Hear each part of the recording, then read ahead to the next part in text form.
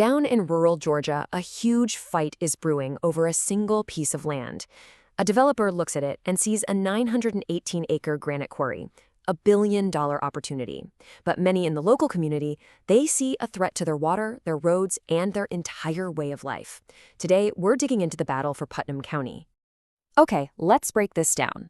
On the one hand, you have the promise of some serious economic growth. We're talking about 85 new jobs, a steady stream of tax dollars, and access to over $1 billion worth of granite. But on the other hand, residents are worried about some pretty scary stuff: toxic algae in their drinking water, dangerously unsafe roads, and even their wells running completely dry. This is the choice facing Putnam County. So first, let's look at this from the developer's side of the table. The company, Putnam County Stone, is arguing for what's known in the business as the highest and best use of the land, basically the most profitable, most productive option. And for them, that means thinking big. And the scale here is just immense. This isn't some short-term gig. They're planning for this to last up to 85 years. The pit itself will cover 91 acres, but look at that depth, 400 feet. That's deeper than the Statue of Liberty is tall, and it puts the entire operation way, way below the local water table. The developer's core promise to the community really comes down to economic opportunity.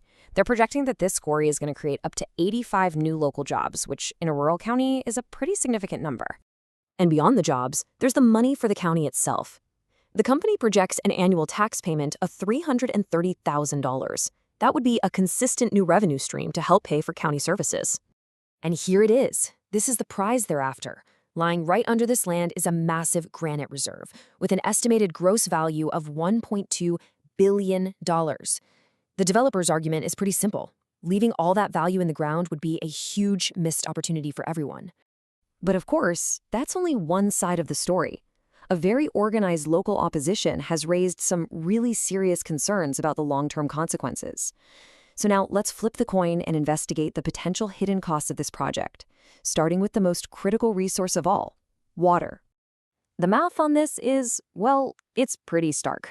Right now, as a forest, this land lets about 9 tons of sediment run off into local creeks every year. But turn it into a quarry, that number explodes to over 1,200 tons. That's a 135-fold increase in dirt and silt flowing straight into Lake Sinclair. And this isn't just some abstract projection for the future. Longtime residents like Bill Ridgway say they're already seeing the effects of this kind of buildup. He describes parts of the lake literally turning from open water into permanent mudflats, so choked with silt that they're now solid enough to support full-grown trees. But the threat isn't just physical, it's also chemical. The runoff from a quarry can carry a lot more than just dirt. It brings the risk of a process called eutrophication, and that can have absolutely devastating effects on a body of water. So here's how it works. The daily blasting they do to break up the granite, it uses explosives that leave behind nitrogen residue. Then, rain washes that nitrogen into the lake, where it basically acts like a super fertilizer. This creates the absolute perfect conditions for these massive, toxic algal blooms to grow, right in the community's main source of drinking water. And if you're thinking, well, that's just a theory, it's not. A study at a very similar site, Mead's Quarry Lake in Tennessee, found this exact thing happened.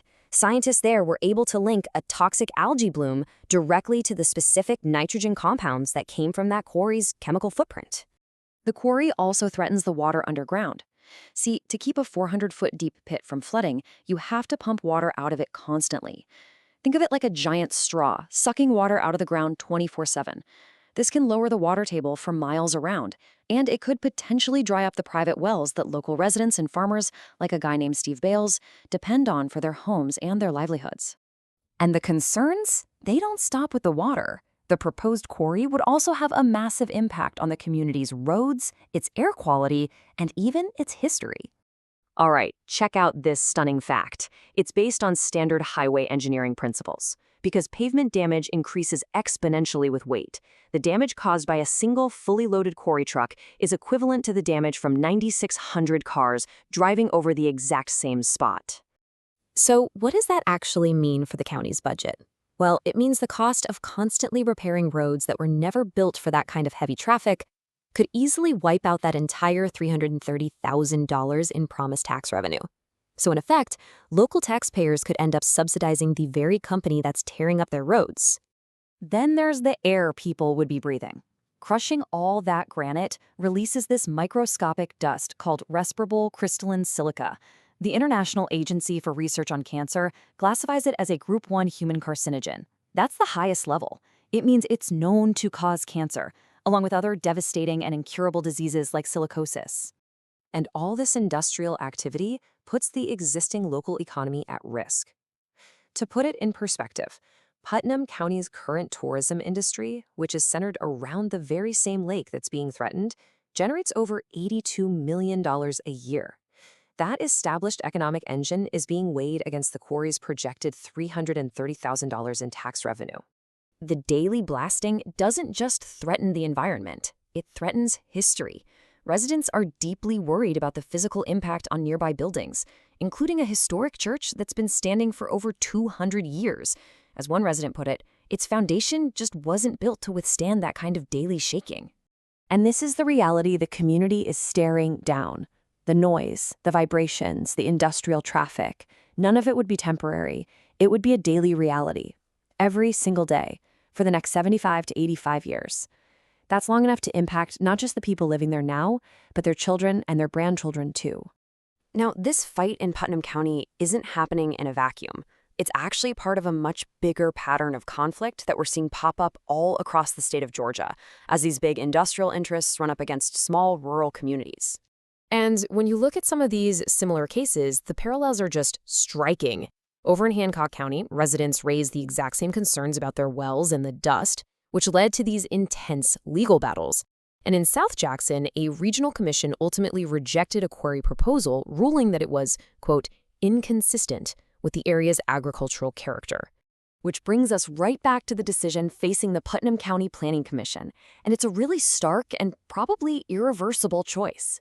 They can approve the project, get the jobs and the tax money, and accept all of these documented risks.